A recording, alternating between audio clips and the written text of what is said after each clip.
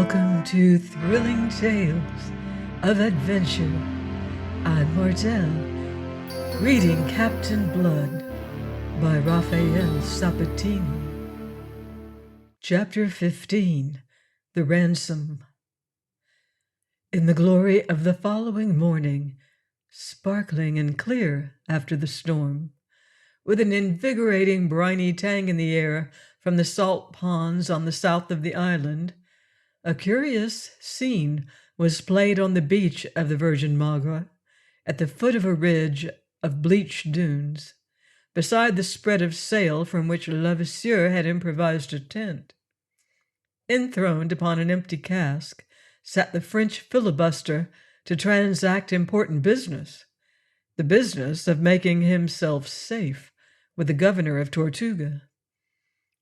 A guard of honor of a half-dozen officers hung about him. 5 of them were rude boucan hunters in stained jerkins and leather breeches. The 6th was Cahusac. Before him, guarded by 2 half-naked negroes, stood young D'Ogeron in frilled shirt and satin small clothes, and fine shoes of cordovan leather. He was stripped of doublet. His hands were tied behind him. The young gentleman's comely face was haggard. Near at hand, and also under guard, but unpinioned, Mademoiselle, his sister, sat hunched upon a hillock of sand. She was very pale, and it was in vain that she sought to veil in a mask of arrogance the fears by which she was assailed. Levasseur addressed himself to Monsieur d'Ogeron. He spoke at long length in the end. "I trust, monsieur," said he with mock suavity, "that I have made myself quite clear. So that there may be no misunderstandings, I will recapitulate. Your ransom is fixed at 20,000 pieces of 8, and you shall have liberty on parole to go to Tortuga and to collect it. In fact, I shall provide the means to convey you thither, and you shall have a month in which to come and go. Meanwhile, your sister remains with me as a hostage. Your father should not consider such a sum excessive as the price of his son's liberty, and to provide a dowry for his daughter. Indeed, if anything, I am too modest, pardi. Monsieur d'Ogeron is reputed a wealthy man." Monsieur d'Ogeron the younger raised his head and looked the captain boldly in the face. "I refuse. Utterly and absolutely, do you understand? So do your worst and be damned for a filthy pirate without decency and without honor." "But what words!" laughed Levasseur. "What heat and what foolishness! You have not considered the alternative. When you do, you will not persist in your refusal. You will not do that in any case. We have spurs for the reluctant, and I warn you against giving me your parole under stress and afterwards playing me false. I shall know how to find and punish you. Meanwhile, remember your sister's honor is in pawn to me. Should you forget to return with the dowry, you will not consider it unreasonable that I forget to marry her." Levasseur's smiling eyes, intent upon the young man's face, saw the horror that crept into his glance. Monsieur d'Ogeron cast a wild glance at Mademoiselle, and observed the grey despair that had almost stamped the beauty from her face. Disgust and fury swept across his countenance. Then he braced himself and answered resolutely, "No, you dog, 1,000 times no." "You are foolish to persist." Levasseur spoke without anger, with a coldly mocking regret. His fingers had been busy tying knots into a length of whipcord. He held it up. "You know this? It is a rosary of pain that has wrought the conversion of many a stubborn heretic. It is capable of screwing the eyes out of a man's head, by way of helping him to see reason. As you please." He flung the length of knotted cord to one of the negroes, who in an instant made it fast about the prisoner's brows. Then, between cord and cranium, the black inserted a short length of metal, round and slender as a pipe stem. That done, he rolled his eyes toward Levasseur, awaiting the captain's signal. Levasseur considered his victim and beheld him tense and braced, his haggard face of a leaden hue, beads of perspiration glinting on his pallid brow just beneath the whipcord. Mademoiselle cried out and would have arisen, but her guards restrained her, and she sank down again, moaning. "I beg that you will spare yourself and your sister," said the captain, "by being reasonable. And what, after all, is the sum I have named? To your wealthy father a bagatelle, I repeat. I've been too modest, but since I have said 20,000 pieces of 8, 20,000 pieces it shall be." "And for what, if you please, have you said 20,000 pieces of 8? In execrable French, but in a voice that was crisp and pleasant, seemed to echo some of the mockery that had invested Levasseur's, so that question floated over their heads. Startled, Levasseur and his officers looked up and round.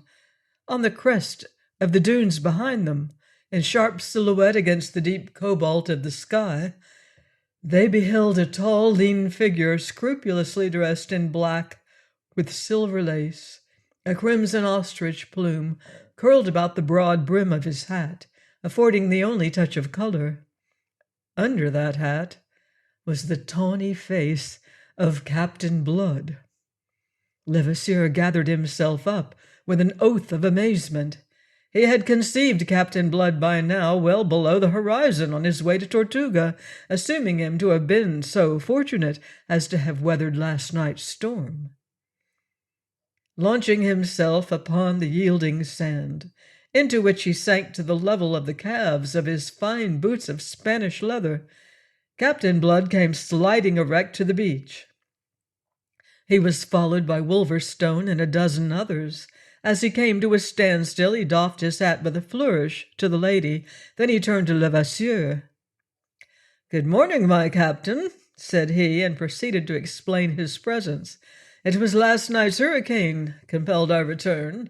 We had no choice but to ride before it with stripped poles, and it drove us back the way we had gone. Moreover, as the devil would have it, the Santiago sprang her mainmast, so I was glad to put into a cove on the west of the island, a couple of miles away, and we walked across to stretch our legs and give you good day. But who were these?" And he designated the man and the woman. Cahusac shrugged his shoulders and tossed his long arms to heaven. "Voila," said he pregnantly to the firmament. Levasseur gnawed his lip and changed color, but he controlled himself to answer civilly. "As you see, 2 prisoners." "Ah, washed ashore in last night's gale, eh?" "Not so." Levasseur contained himself with difficulty before that irony. "They were in the Dutch brig." "I don't remember that you mentioned them before." "I did not. They are prisoners of my own, a personal matter. They are French." "French?" Captain Blood's light eyes stabbed at Levasseur, then at the prisoners. Monsieur d'Ogeron stood tense and braced as before, but the gray horror had left his face. Hope had leapt within him at this interruption, obviously as little expected by his tormentor as by himself. His sister, moved by a similar intuition, was leaning forward with parted lips and gaping eyes. Captain Blood fingered his lip and frowned thoughtfully upon Levasseur. "Yesterday you surprised me by making war upon the friendly Dutch. But now it seems that not even your own countrymen are safe from you. Have I not said that this is a matter personal to me?" "Ah. And their names?" Captain Blood's crisp, authoritative, faintly disdainful manner stirred Levasseur's quick anger. The blood crept slowly back into his blenched face, and his glance grew in insolence, almost in menace. Meanwhile, the prisoner answered for him. "I am Henri d'Ogeron. This is my sister." "D'Ogeron?" Captain Blood stared. "Are you related by chance to my good friend, the governor of Tortuga?" "He is my father." Levasseur swung aside with an imprecation. In Captain Blood, amazement for the moment quenched every other emotion. "The saints preserve us now! Are you quite mad, Levasseur? First you molest the Dutch, who are our friends. Next you take the prisoners, two persons that are French, your own countrymen, and now, faith, they are no less than the children of the governor of Tortuga, which is the one safe place of shelter that we enjoy in these islands." Levasseur broke in angrily. "Must I tell you again that it is a matter personal to me? I make myself alone responsible to the governor of Tortuga." "And the 20,000 pieces of eight, is that also a matter personal to you?" "It is." "Oh, now I don't agree with you at all."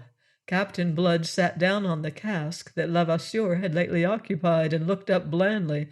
"I may inform you, to save time, that I heard the entire proposal that you made to this lady and this gentleman. And I'll also remind you that we sail under articles that admit no ambiguities. You have fixed their ransom at 20,000 pieces of eight. That sum then belongs to your crews and mine in the proportions by the articles established. You'll hardly wish to dispute it. But what is far more grave is that you have concealed from me this part of the prizes taken on your last cruise. And for such an offense as that, the articles provide certain penalties that are something severe in character." "Ho, ho!" laughed Levasseur unpleasantly. Then he added, "If you dislike my conduct, we can dissolve the association." "That is my intention, but we'll dissolve it when and in the manner that I choose, and that will be as soon as you have satisfied the articles under which we sailed upon this cruise." "What do you mean?" "I'll be as short as I can," said Captain Blood. "I'll waive for the moment the unseemliness of making war upon the Dutch, of taking French prisoners, and of provoking the anger of the governor of Tortuga. I'll accept the situation as I find it. Yourself, you fixed the ransom of this couple at 20,000 pieces, and as I gather, the lady is to be your perquisite. But why should she be your perquisite more than another's, seeing that she belongs by the articles to all of us, as a prize of war?" Black as thunder grew the brow of Levasseur. "However," added Captain Blood, "I'll not dispute her to you if you are prepared to buy her." "Buy her? At the price you have set upon her?" Levasseur contained his rage that he might reason with the Irishman. "That is the ransom of the man. It is to be paid for him by the governor of Tortuga." "No, no, ye've parcelled the twain together. Very oddly, I confess. Ye've set their value at 20,000 pieces, and for that sum you may have them, since you desire it. But you'll pay for them, the 20,000 pieces that are ultimately to come to you as the ransom of one and the dowry of another. And that sum shall be divided among our crews, so that you do that, it is conceivable that our followers may take a lenient view of your breach of the articles we jointly signed." Levasseur laughed savagely. "Ha! Ça! Cré Dieu! The good jest!" "I quite agree with you," said Captain Blood. To Levasseur, the jest lay in that Captain Blood, with no more than a dozen followers, should come there attempting to hector him who had 100 men with an easy call.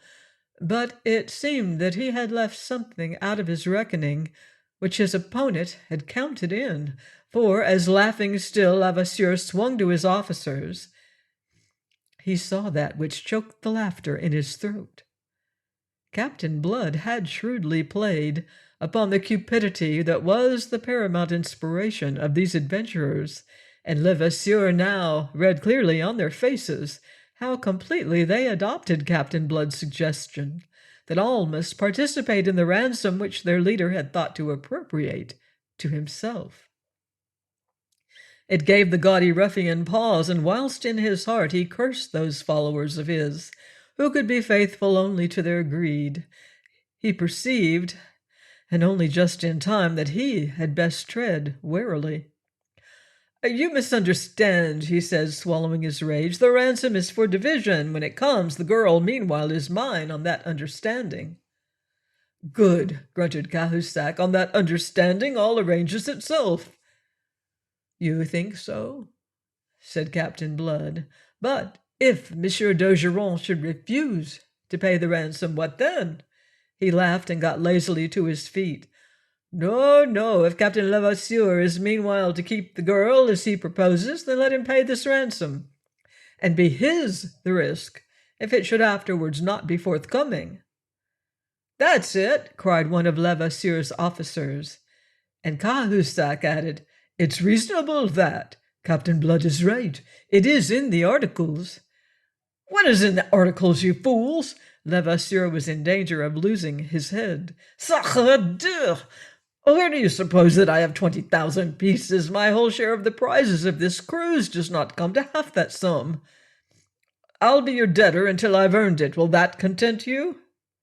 All things considered, there is not a doubt that it would have done, so had not Captain Blood intended otherwise. "And if you should die before you have earned it, ours is a calling fraught with risk, my captain." "Damn you!" Levasseur flung upon him, livid with fury. "Will nothing satisfy you?" "Oh, but yes, 20,000 pieces of 8 for immediate division." "I haven't got it." "Then let someone buy the prisoners who has." "And who do you suppose has it, if I have not?" "I have," said Captain Blood. "You have?" Levasseur's mouth fell open. "You? You want the girl?" "Why not? And I exceed you in gallantry in that I will make sacrifices to obtain her, and in honesty in that I am ready to pay for what I want." Levasseur stared at him, foolishly agape. Behind him pressed his officers, gaping also.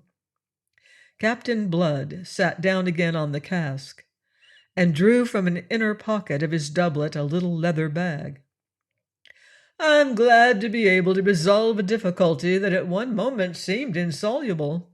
And under the bulging eyes of Levasseur and his officers, he untied the mouth of the bag and rolled into his left palm 4 or 5 pearls, each the size of a sparrow's egg.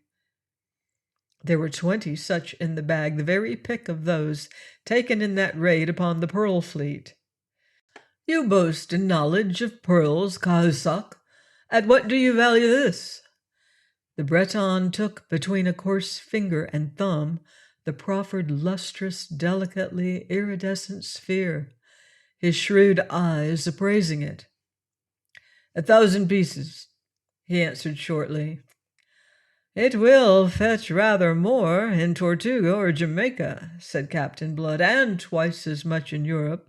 But I'll accept your valuation. They are almost of a size, as you can see.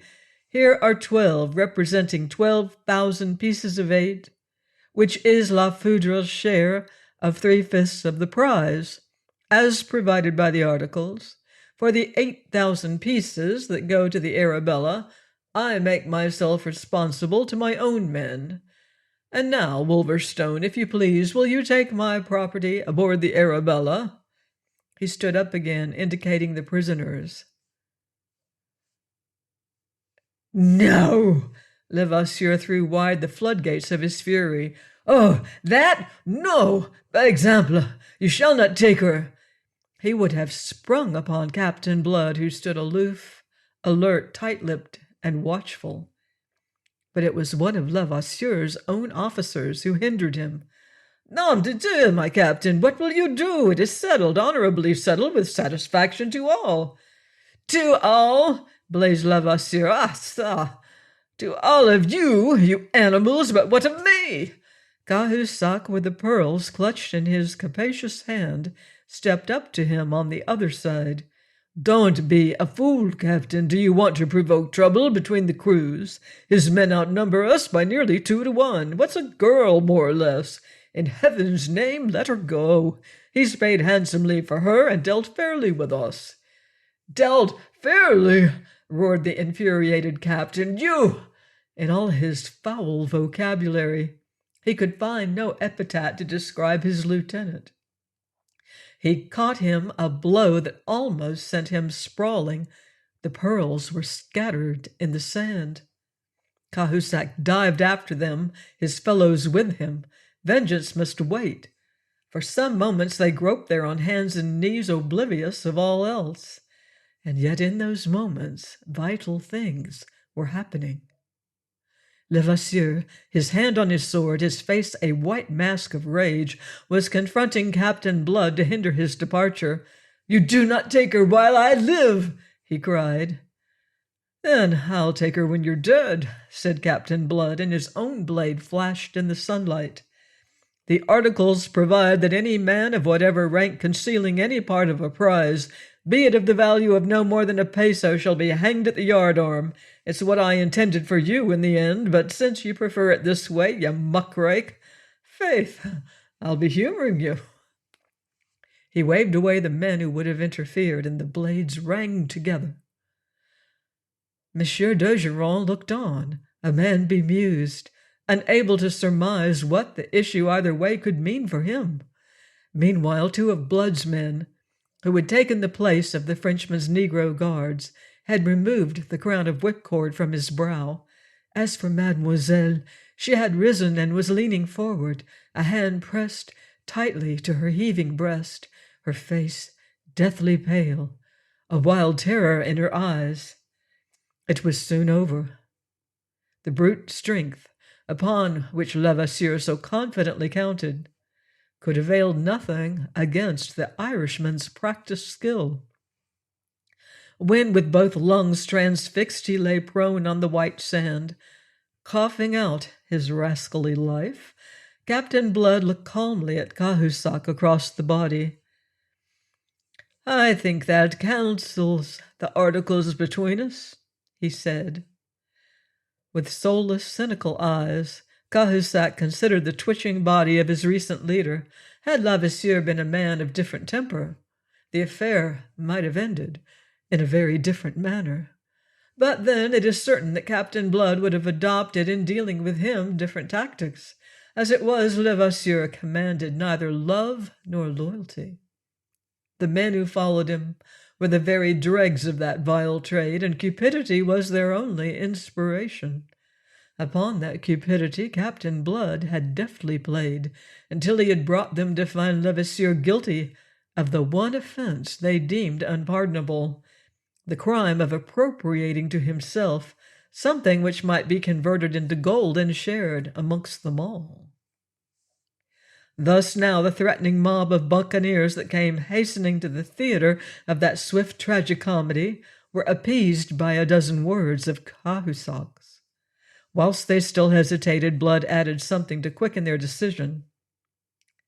"If you will come to our anchorage, you shall receive at once your share of the booty of the Santiago, that you may dispose of it as you please."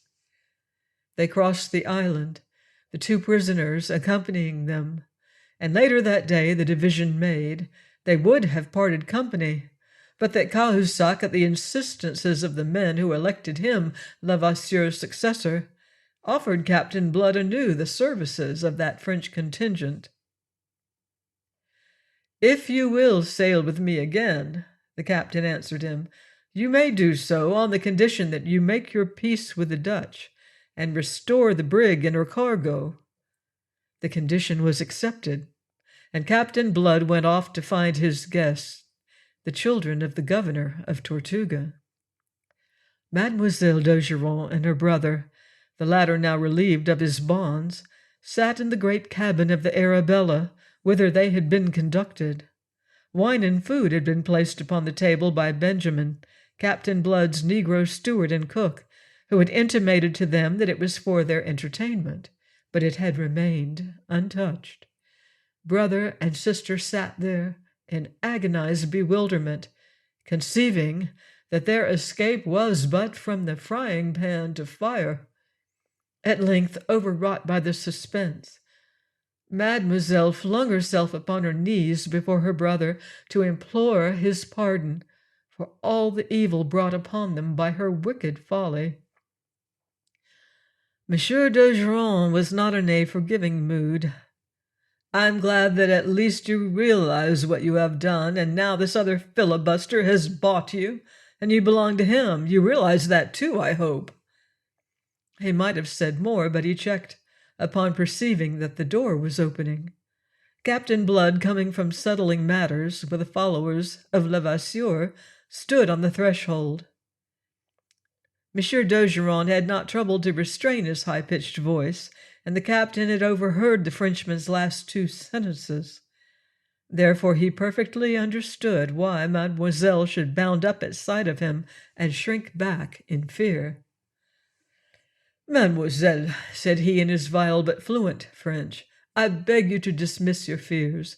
Aboard the ship you shall be treated with all honor so soon as we are in case to put to sea again. We steer a course for Tortuga to take you home to your father.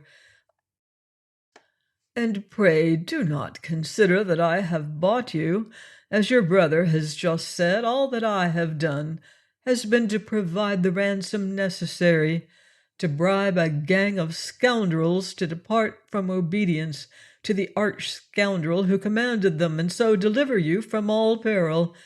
Count it, if you please, a friendly loan, to be repaid entirely at your convenience." Mademoiselle stared at him in unbelief. Monsieur d'Ogeron rose to his feet.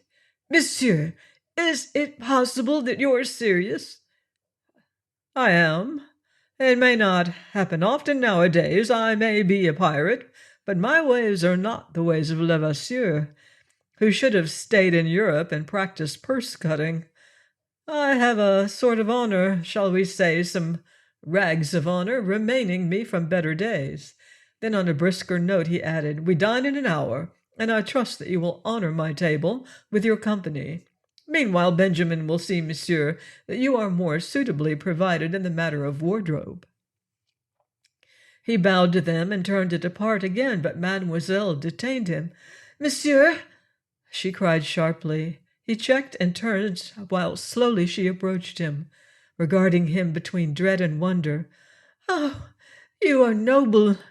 "Oh, I shouldn't put it as high as that myself," said he. You are, and it is but right that you should know all." "Madelon!" her brother cried out to restrain her. But she would not be restrained. Her surcharged heart must overflow in confidence. "Monsieur, for what befell I am greatly at fault. This man, this Levasseur—" He stared incredulous in his turn. "My God, is it possible? That animal—" Abruptly she fell on her knees, caught his hand, and kissed it, before he could wrench it from her. "And what do you do?" he cried. "An amend. In my mind I dishonored you, by deeming you his like, by conceiving your fight with Levasseur a combat between jackals. On my knees, monsieur, I implore you to forgive me." Captain Blood looked down upon her, and a smile broke on his lips, irradiating the blue eyes that looked so oddly light in that tawny face. "Why, child," said he, "I might find it hard to forgive you the stupidity of having thought otherwise." As he handed her to her feet again, he assured himself that he had behaved rather well in the affair. Then he sighed. That dubious fame of his, that had spread so quickly across the Caribbean, would by now have reached the ears of Arabella Bishop. That she would despise him he could not doubt, deeming him no better than all the other scoundrels who drove this villainous buccaneering trade. Therefore he hoped that some echo of this deed might reach her also, and be set by her against some of that contempt. For the whole truth which he withheld from Mademoiselle d'Ogeron was that in venturing his life to save her, he had been driven by the thought that the deed must be pleasing in the eyes of Miss Bishop, could she but witness it. Please join me next time for another exciting chapter of Captain Blood by Raphael Sabatini here on Thrilling Tales of Adventure.